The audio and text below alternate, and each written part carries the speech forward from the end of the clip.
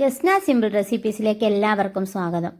ഞാൻ ഇന്നിവിടെ പാചകത്തിൽ തുടക്കക്കാർക്ക് പോലും തയ്യാറാക്കാൻ പറ്റുന്ന വിധത്തിലുള്ള ബീഫ് കറിയുടെ റെസിപ്പിയാണ് കാണിക്കുന്നത്. എന്നാൽ തയ്യാറാക്കുന്നത് എങ്ങനെയാണെന്ന് നമുക്കൊന്ന് നോക്കാം.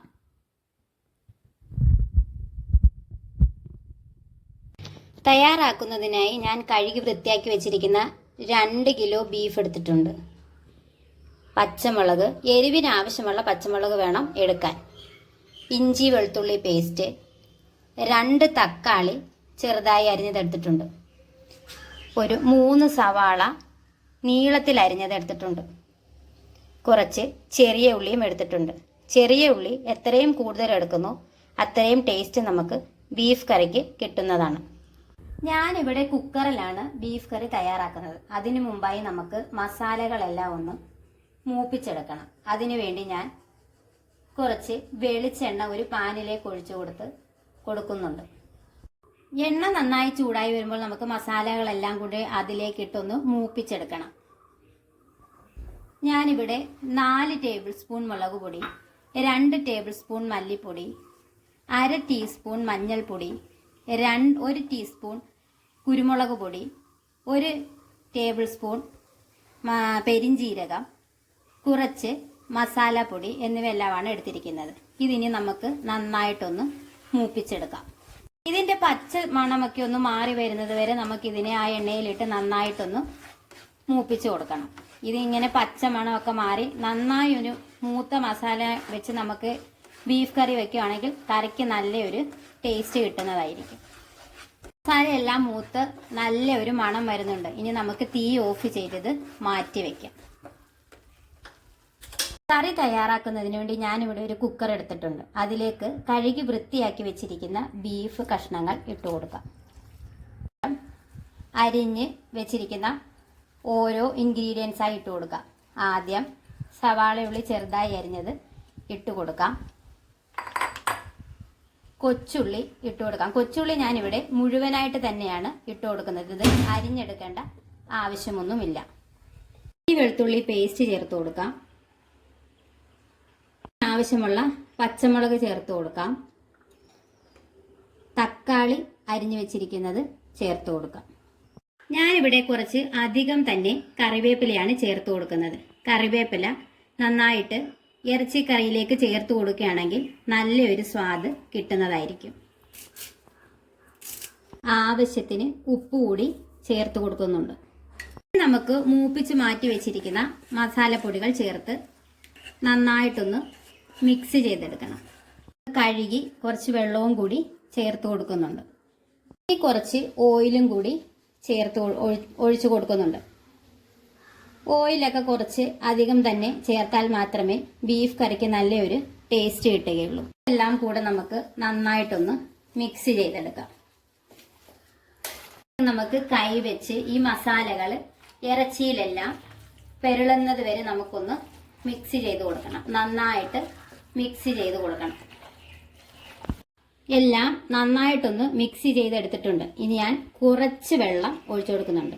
പ്രത്യേകം ശ്രദ്ധിക്കുക, കുറച്ച് വെള്ളം മാത്രമേ ചേർക്കുന്നുള്ളൂ. ഇനി നമുക്ക് കുക്കർ അടച്ചു വെച്ച് നമുക്ക് ഇത് വേവിച്ചെടുക്കാം. അതിനുവേണ്ടി കുക്കർ അടുപ്പത്തേക്ക് വെച്ച് കൊടുത്ത് ഫ്ലെയിം ഒന്ന് ഓൺ ചെയ്ത് കൊടുക്കുന്നുണ്ട്. ഇതിനി ഇവിടെ ഇരുന്ന് ഒരു 8 വിസിൽ വരുന്നവരെ ഒന്ന് വേവിച്ചെടുക്കണം.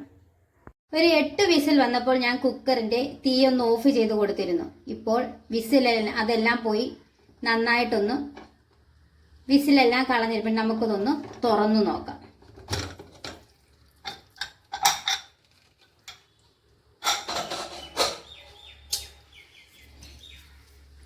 ബീഫ് കറി എല്ലാം നല്ല സെറ്റായിട്ട് വന്നിട്ടുണ്ട്.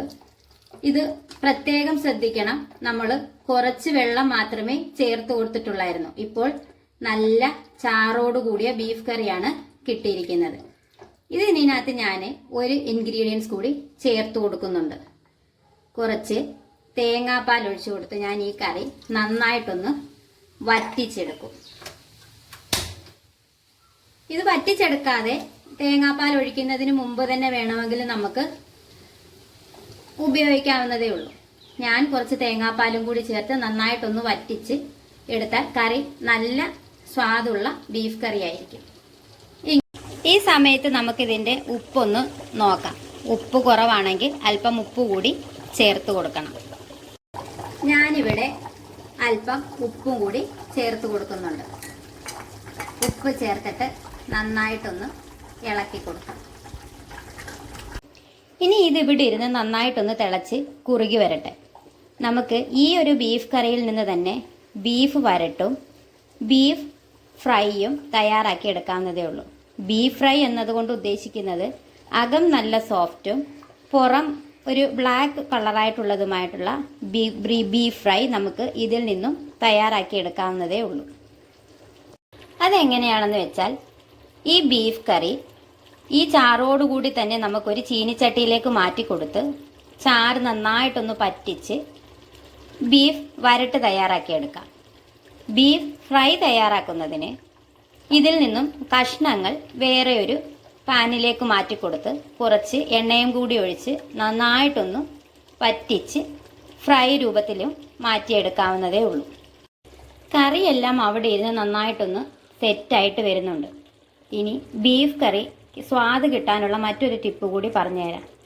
നമ്മളിത് തയ്യാറാക്കി കഴിഞ്ഞതിന് ശേഷം ഉടൻ തന്നെ സെർവ് ചെയ്യാതെ അടച്ചു വെച്ച് കുറച്ച് നേരം അവിടെ ഇരുന്ന് എടുക്കുകയാണെങ്കിൽ കറിയെല്ലാം നന്നായിട്ട് കുറുകി നല്ല സ്വാദിഷ്ടമായ ബീഫ് കറി നമുക്ക് തയ്യാറാക്കി എടുക്കാൻ പറ്റും. കറിയെല്ലാം നല്ല സെറ്റായിട്ട് വന്നിട്ടുണ്ട്. ഇനി നമുക്ക് തീ ഓഫ് ചെയ്ത് കൊടുക്കാം. നൈസ് പത്തിരിയുടെ കൂടെയും പൊറോട്ടയുടെ കൂടെയും നെച്ചോറിൻ്റെ കൂടെയും ഒക്കെ കൂട്ടി കഴിക്കാൻ പറ്റിയ നല്ലൊരു ബീഫ് കറിയാണ് തയ്യാറായിരിക്കുന്നത്. നിങ്ങൾക്ക് എൻ്റെ ഈ ചാനൽ ഇഷ്ടപ്പെടുന്നുണ്ടെങ്കിൽ ഒന്ന് ലൈക്ക് ചെയ്യാനും ഷെയർ ചെയ്യാനും സബ്സ്ക്രൈബ് ചെയ്യാനും മറന്നു പോകല്ലേ. ഇനിയൊരു ഈസി റെസിപ്പിയായിട്ട് കാണുന്നത് വരെ താങ്ക്സ് ഫോർ വാച്ചിങ്.